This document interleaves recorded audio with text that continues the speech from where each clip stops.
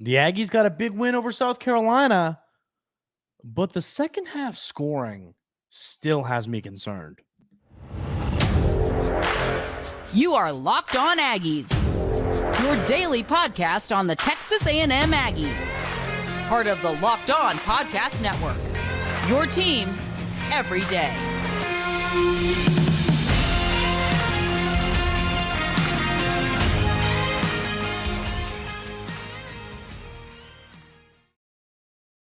Welcome on into Locked On Aggies. I'm your host, Andrew Stefaniak. Thanks for making Locked On Aggies your first listen every single day. Today's episode is brought to you by Prize Picks. Go to prizepicks.com/LockedOnCollege and use code LockedOnCollege for a first deposit match up to $100. Daily fantasy sports made easy. Second half scoring has been a concern. Once again, and I talked about this a little bit on the postgame show, reaction show that came out on Saturday.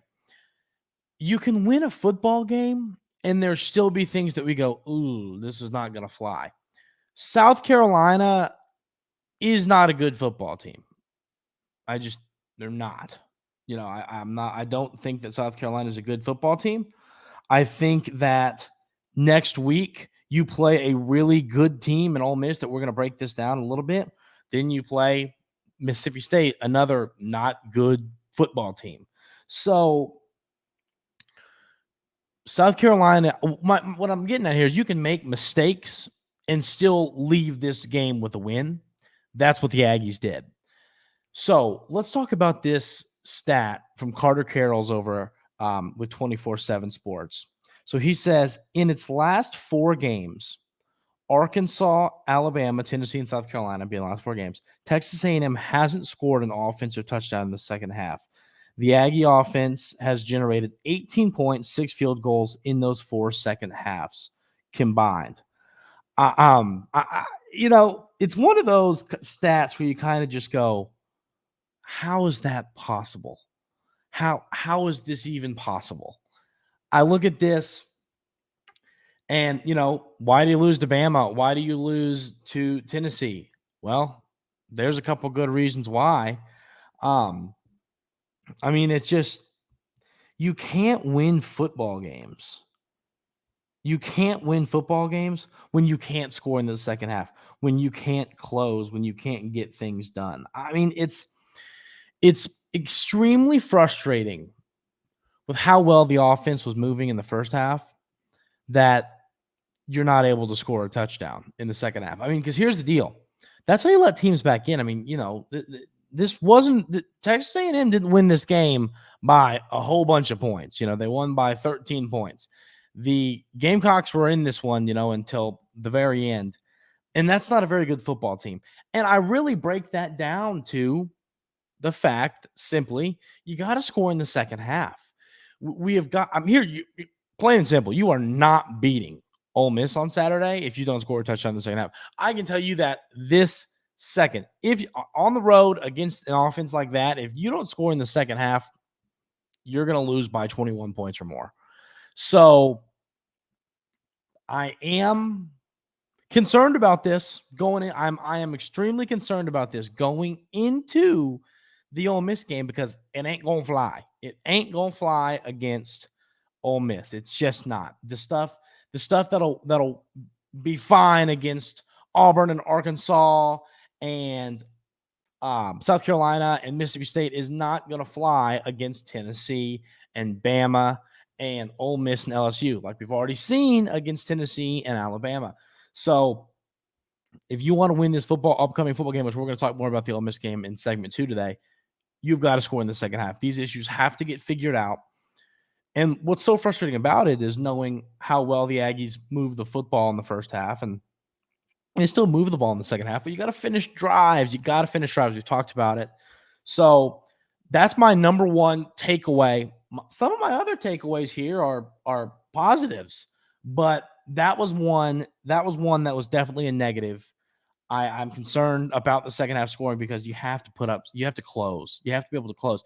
It's one thing my dad says all the time. I've said on the show before, but you have to play to win the game, not play to not lose the game. And I feel like Coach Fisher a lot of times plays to not lose the game.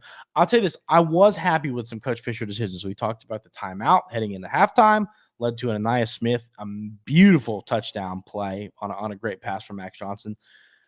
I wanted to just like buy Coach Fisher an adult beverage when I saw that. I was just like, that was awesome. I wanted to buy him a beer. I mean, it was really cool that he did that. But once again, just sum up that takeaway. If you don't score in the second half, you're not going to beat Ole Miss. You have got to get this figured out, get this corrected, because it's going to be a big deal if it can't get fixed. The next thing I have that's more of a positive is the sacks and tackles for loss. The Aggies really didn't have all that many sacks in this game. Let me give you the exact number. Was it 3 or 4? Let me see. 4, which, once again, I mean, that's, there's a lot of teams that are averaging like 2 sacks a game. So 4 sacks is, but for this Texas A&M defensive line front 7 that we've seen, and even secondaries getting some sacks, that's not a ton of sacks. But still, not complaining about it. I'm just saying it's not like 7 like we've seen, sometimes this season. So 4 sacks. 2 of those go to Bryce Anderson. 1 goes to Cooper. We're going to talk about Cooper's PFF grade in segment 3. I literally, when I saw it, I closed PFF on my computer and opened it back up because I just didn't believe it was real. And it was real. So, I mean, his PFF grade, which we'll get to, was insane. And then Fadil Diggs had a sack. But the number that stood out to me, 10 tackles for loss. Tackles for loss are just winning football plays. I mean, here's the deal. A goal for an offense is to move the football forward every play. You want to gain something, obviously. I'm not telling you all something you don't know in that. But instead of, coaches love first down, you get 4 or 5 yards, 2nd and 6, 2nd and 5. Second down, you get 2-3 yards, 3rd and 1, 3rd and 2, or pick up a first down. Coaches love that. So when your first down run turns into a 2-yard loss, so instead of looking at maybe 2nd and 6 or even like 2nd and 8, you're looking at 2nd and 12. That is a problem for offenses. It's hard to pick up 12 yards. That is what Texas A&M's defense does. They just create havoc and continually make tackles for loss happen. This defensive line, front 7, I mean, safety's coming in, corners coming in to help. It's just, this defense loves to just create havoc, blow plays up. It's fun to see. I mean, it's fun to look over at the opposing quarterback and be like, I bet he has zero confidence right now because he is just getting hammered every time he catches the football. There's always someone in his face. He's got to make quick decisions that leads to poor decisions. I was very happy with the sacks and tackles for loss in this game. Like I said, when I was talking about only 4, I wasn't saying that was a bad thing. I'm saying it seems like they normally get like 9, 10, or 11. Kidding. But that was another positive takeaway. The last positive takeaway we're going to talk about before we move into a few more in segment 2 is we talked about what you had to do to win this football game, and it was black and white, plain and simple, shut down Spencer Rattler. And you did that. I mean, let's look at the numbers for Spencer Rattler. 20 for 33, 176 yards through the air, 1 touchdown, a QBR of a whopping 38.9. That is how you shut someone down. I was going to be happy if you held them under 250. I was like, in my mind, I was like, okay, if you keep with the secondary issues and the deep ball issues and some of the big play targets over there, I was like, all right, if you stop Spencer Rattler, if you keep him to 250 and under, I'll be happy. You kept him to 176 yards. Are you kidding? I was extremely, extremely happy with that. They have some talented wideouts, some big play receivers, and you held those guys down. This was really great to see. I mean, I was happy. Secondary, we'll talk about some of the PFF grades, but some of these guys graded out well. We're going to talk about the rotation we saw at corner a little bit, but I was happy with the secondary. I think there were some things early that I wasn't stoked about, but they settled in. They figured it out. More pressure and more tackles for loss helped them out, but they figured it out, which made me feel better.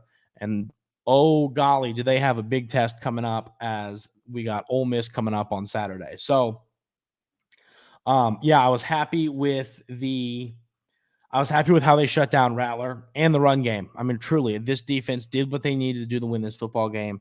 It was great to see. It was great to see the Aggies shut down those two components of the game, because it really felt to me that's all you had to do to win the game against a not great South Carolina team. You just couldn't let Rattler throw for 375 and 3. That's how you lose this game. You, of course, don't let him do that. And not only do you not let him do that, he had a really bad game. Love to see it. Was a really good thing to see. The Aggies did a great job. You did what you needed to do to win the football game. Still stuff to clean up, but the win is a win. We're going to talk about some more takeaways and some severe punting issues coming up right here on Locked On Aggies. First, we are going to talk about our wonderful friends over at Athletic Brewing Company. Athletic Brewing Company has completely changed the non-alcoholic beer game. They make non-alcoholic beers that actually taste good, full flavor and well-crafted, just like a full-strength beer. Their brews are great tasting and award-winning and beat out full-strength beers in their global competitions. They brew over 50 styles of craft non-alcoholic beer, including IPAs, golden, sours, and more. They're constantly releasing limited edition experimental styles to add to their variety. Athletic Brewing Company sent me a 6-pack. Incredibly good stuff. I loved it. I ordered some more. You have got to go check them out. You can find Athletic Brewing Company's non-alcoholic brews at a store near you or buy online at athleticbrewing.com. First-time customers can use code LOCKEDON to get 15% off your first online order. That's code LOCKEDON at checkout for 15% off at athleticbrewing.com. Near beer, exclusions and conditions apply. Athletic Brewing Company, fit for all times. We're also going to talk about our other wonderful friends over at eBay Motors. Passion, drive, and patience. What brings home the winning trophy is also what keeps your ride or die alive. eBay Motors has everything you need to maintain your vehicle and level it up to peak performance, from superchargers, roof racks, exhaust kits, LED headlights, and more. Whether you're into speed, power, or style, eBay Motors has got you covered. With over 122 million parts for your number one ride or die, you'll always find exactly what you're looking for. And with eBay Guaranteed Fit, your part is guaranteed to fit your ride every time or your money back. Because with eBay Motors, you're burning rubber, not cash. With all the parts you need at the prices you want, it's easy to turn your car into the MVP and bring home that win. Keep your ride or die alive at ebaymotors.com. Eligible items only. Exclusions apply. eBay Guaranteed Fit only available to U.S. customers. Back to some of these takeaways from this ball game, takeaways from this win over South Carolina. We're going to talk about the cornerback at rotation. We saw a bunch of guys. We saw Tariq Chappelle in there, of course. We saw Sam McCall. We saw a little Deuce. We saw a little Javon Thomas. So we saw some players mix in and out, which, is I don't completely hate that, because I just think there's still things to figure out. There are still things that need to get figured out. And at the end of the day, this can keep people healthy. This can keep people fresh. What I'm battling, if I want to kind of go through my thoughts on this or not, I'm thinking, like, I know this isn't a normal football thing that we see all the time, but keep some of these guys fresh. I'm cool with, cornerbacks all play different styles of football.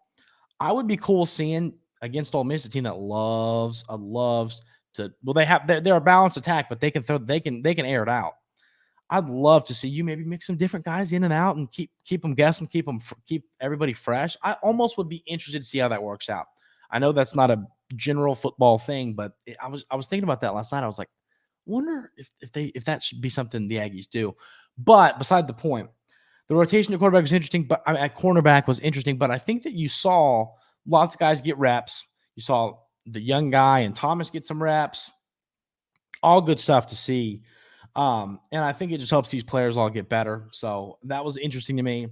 The next thing, and then once again, Sam McCall, I've been begging for it. I said on the reaction show, I literally teared up a little bit when I saw Sam McCall out there break up a pass, give the big incomplete. And I was stoked when I saw that.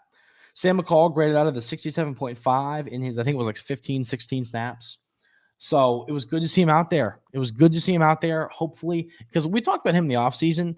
I wasn't sure if he was going to start, but I said, he's a young guy. He's going to be around a long time unless he hits the portal, but he already used his portal up. So I don't know. I kind of figure he'll be around. So he'll be around. So seeing him gain some confidence, seeing him get better, getting some reps makes me happy for the future. But I loved seeing him. Oh, quick update. I wanted to say, I mentioned it earlier. I forgot to. Le'Veon Moss, Coach Fisher said in the his post-game presser, that Le'Veon Moss is going to be, should be good to go next week. And he was kind of like going to give it a go before the game, wasn't able to make it happen. And I agree with it, because I'd rather have him out there against Ole Miss, especially knowing, now it's easier to say now that we got the win over South Carolina. I'd rather, keep him healthy, not risk further injury, and have him good to go for the Ole Miss games. But that's a little update on Le'Veon Moss. Punting. Constantino was a good punter for a long time. Talking about it heading during the offseason, heading into the season, I thought he'd be a weapon.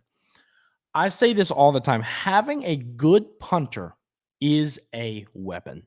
You want to have a guy who can punt the football far, give you a good hang time, pin the opponent inside the 20-yard line. Constantino just hasn't punted well this year. Listen to his numbers on punts yesterday. His long was 37 yards. 37, 33, 31, 34 for an average punt of 33.8 yards. I mean, that's just not, and he had 0 punts inside the 20. That's just not helping the Aggies. Is it time to make a move? Is it time to put somebody else in the game? Is it time to let somebody else punt? I don't know. I mean, you got a freshman punter. It might be time to give somebody else a shot, because at the end of the day, it is a big deal. Punting is a big deal. Don't let anybody tell you otherwise. Punting is a seriously big deal. You got to be able to punt the football, and it needs to be a weapon. There are some teams. I was watching a game, I think it was like Mississippi State, where their punter, I'm watching this guy, and I'm just like, wow. I mean, this dude is booting the football, pinning it like inside the 10 a couple times. I'm like, Constantino just isn't doing that really. I mean, he's not kicking the ball far. So having a punter, winning the field position game can win football games. And when you don't have a punter who can kick it far or can pin the opponent inside the 10, inside the 20, it's a big deal. So, I mean, Constantino needs to figure it out, needs to get better, or it could be time to maybe switch in a new punter. I mean, really, that's how concerning and frustrating I think this has become.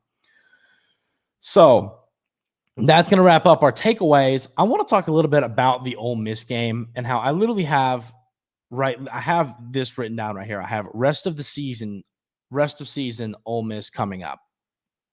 This is it feels like this is your season. Because I think that there's different scenarios you can play out. Aggie fans want Texas A&M to win out. Is that possible? I believe it is. I do. Would I bet on it? No. Do I think it's possible? I do think it's possible. Yes. And so looking at this, I just kind of sit and think to myself, this game's everything. I think that winning this game right now will make, if you win this game, because you're not going to lose to Mississippi State. You're not going to lose to Abilene Christian. If you win this game on Saturday, you go into LSU with a chance at 9-3. And to me, that's exciting. That would be to me exciting if we saw Texas A&M 9-3, finish the year 9-3 going into a bowl game. And I think, obviously you can't lose again if you want to go 9-3, but winning this game, I think, could be a bit of confidence heading into that football game. Is it gonna, I think winning this football game is going to be incredibly, incredibly important. It feels like your season is seriously on the line in this game. I think if you lose this game, I lose a lot of confidence in your ability to beat LSU. I just think it's going to be hard. So I think this game, what I'm kind of getting at here is I think this game is the difference in 7-5 or 9-3. I think if you lose, I don't think you beat LSU. I just think LSU is a tough place to play, and I think there's a lot more motivation on the line if you're going into that game looking for a 9-3 record compared to going into that game looking for 8-4. I just think the difference to this team is going to be, it will be a big deal.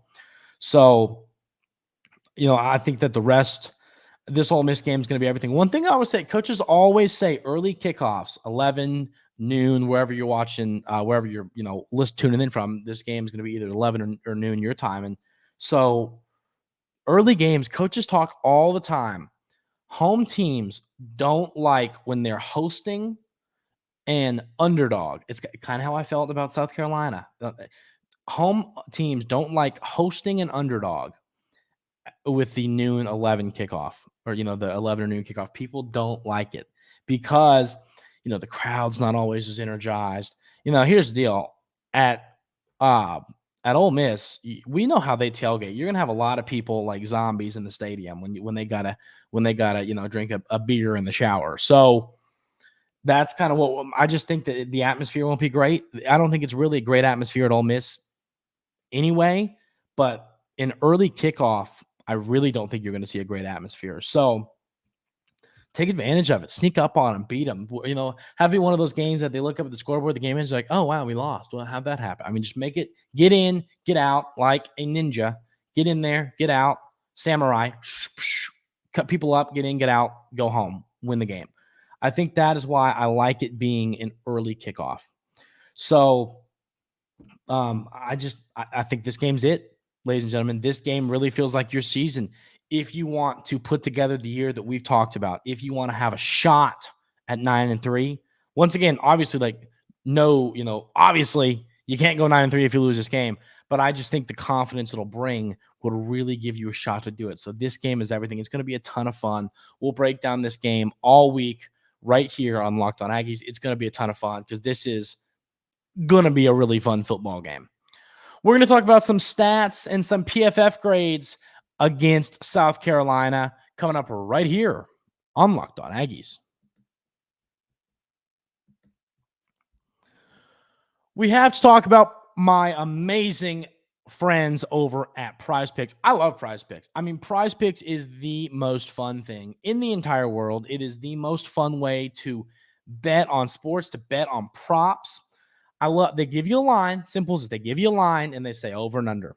Whether it's passing yards in the NFL, whether it's base hits in the MLB, it's points, assists, rebounds in the NBA, whatever it is, you get a number and you go higher or lower. I love it. It's just so much fun. It tests your ball knowing ability. I mean, truly, you watch this and you're like, okay, is Mahomes going to go for 280 tonight? Oh, I don't know. It's a good defense. It tests. I love it. It's a ton of fun. It is the best way to do your sports betting. Go to prizepicks.com/lockedoncollege and use code LockedOnCollege for a first deposit match up to $100. That's prizepicks.com/lockedoncollege and use code LockedOnCollege for a first deposit match up to $100. Makes the game more fun. I promise. Go check out Prize Picks. You will not regret it.